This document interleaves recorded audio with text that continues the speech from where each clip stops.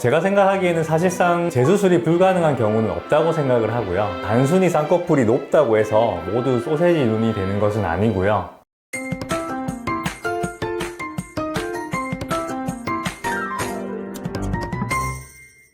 네, 안녕하십니까. 셀피TV를 구독하고 계시는 셀피 구독자 여러분, 저는 김준호 원장입니다. 쌍꺼풀 수술은 가장 많이 하는 성형수술 1위이기도 한데요. 그만큼 재수술 문의도 가장 많습니다. 오늘은 그러한 쌍꺼풀 재수술에 대해서 얘기를 해보도록 하겠습니다.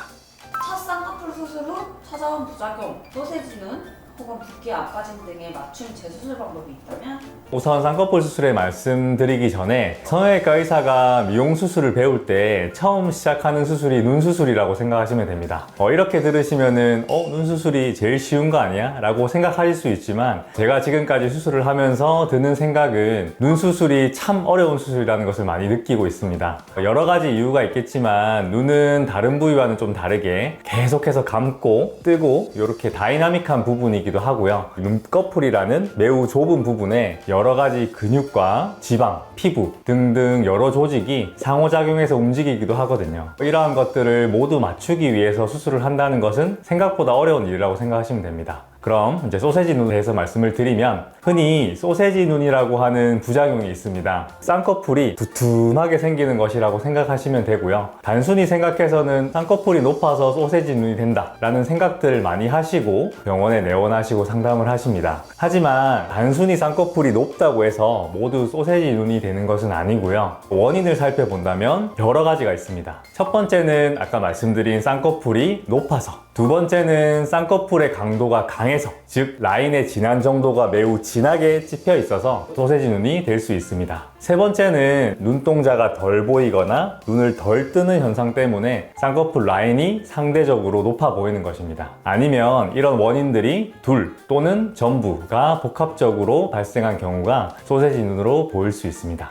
만약에 쌍꺼풀이 높다고 하면은 낮추면 되고요. 그리고 쌍꺼풀의 강도가 강하면 그 강한 정도의 유착을 풀어 약하게 만들어서 쌍꺼풀을 교정을 하고요. 눈매 교정이 덜 되어서 소세지 눈처럼 보인다고 하면은 눈매 교정을 더해서 교정을 해줘야 합니다. 성형외과 전문의와의 상의 후 정확한 원인을 파악하시고 수술 계획을 결정하는 것이 중요합니다. 쌍꺼풀 재수술이 불가능한 경우가 있거나 가능하지만 권하지 않는 경우가 있다면 어떤 경우가 있을까요? 제가 생각하기에는 사실상 재수술이 불가능한 경우는 없다고 생각을 하고요. 원하시는 부분이 너무 추상적이거나 불가능하게 높은 쌍꺼풀을 원하신다든지 수술을 했을 때 얼굴과 너무 어울리지 않는다면 재수술을 권해드리진 않습니다. 예전 환자분들 중에 한 분은 쌍꺼풀 수술도 정말 잘 되었고 자연스럽게 잘 나온 분이 있었습니다. 그분은 비대칭에 대해서 상당히 예민하신 분이었고요. 쌍꺼풀 라인 높이 차이는 거의 나진 않았지만 자세히 봤을 때는 정말 약간의 라인 차이는 있었고요. 환자분은 이 사실에 대해서 항상 걱정하시고 고민하셨고 수술 계획을 잡았던 기억이 있습니다.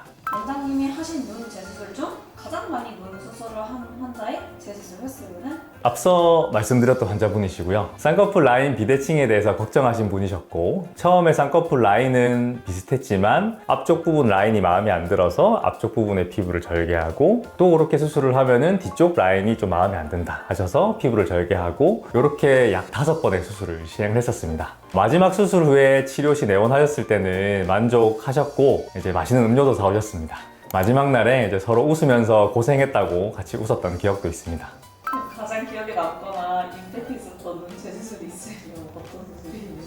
가장 기억에 남는 수술은 쌍둥이의 쌍꺼풀 수술이거든요. 정말 똑같이 생긴 쌍둥이 여자 학생이었고요. 보통 쌍둥이 분들을 수술을 시행하면은 같은 날에 진행하는 경우가 많고, 오전에 동생을 하면 오후에는 언니, 이런 식으로 진행하는 경우가 많습니다. 똑같은 수술로 진행을 하더라도 이제 라인의 높이 차이나 쌍꺼풀 차이가 있을 수 있거든요.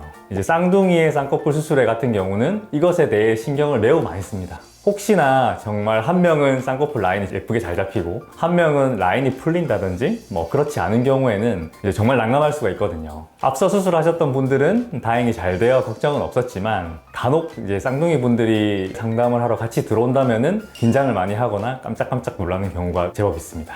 재수술에 앞서서 필요한 환자의 마음가짐이 있다면? 수술하시는 거를 결정하는 데 있어서 그 과정이 중요할 것이라고 생각을 하고요. 첫 번째 수술은 수술의 필요성을 느끼지만 적극적으로 병원을 알아본다든지 원장님에 대해서 알아본다든지 하지 않고 수술을 하시는 경우가 많습니다. 하지만 이제 재수술의 경우는 다르죠. 수술에 대한 과정과 두려움이 충분히 있으실 거라고 생각을 합니다. 따라서 첫 번째 수술보다는 더욱더 잘 알아보시고 수술하신 지인분이 있다면 상담을 보시고 적극적으로 알아보시는 자세가 중요하다고 생각을 하고요. 정말 믿을 수 있는 원장님에게 수술을 받는 것이 중요하다고 생각합니다.